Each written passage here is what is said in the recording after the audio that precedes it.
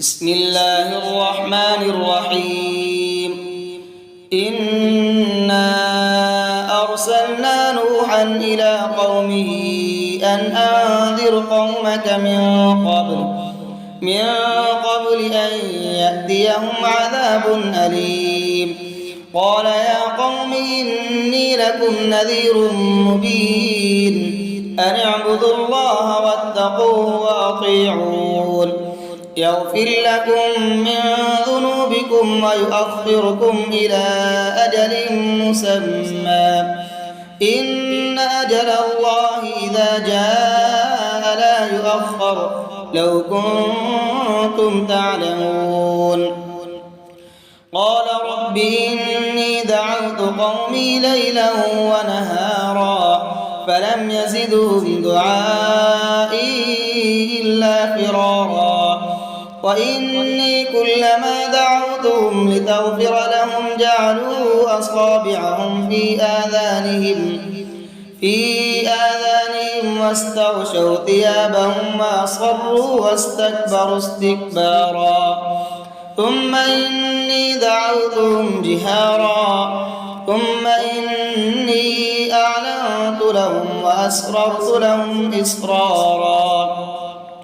فقلت استغفروا ربكم إنه كان غفارا يرسل السماء عليكم مدرارا ويمددكم بأموال وبنين ويجعل لكم جنات ويجعل لكم أنهارا ما لكم لا ترجون لله وقارا وقد خلقكم أطوارا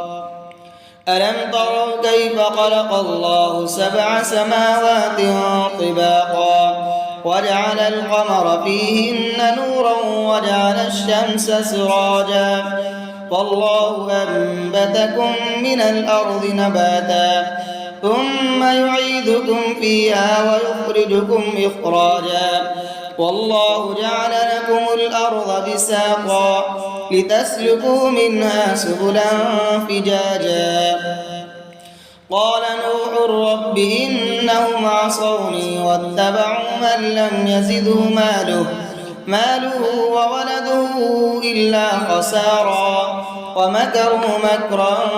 كبارا وقالوا لا تذرن آلهتكم ولا تذرن ودا ولا سواعا ولا يغوث ويعوق ونسرا وقد أضلوا كثيرا ولا تزد الظالمين إلا ضلالا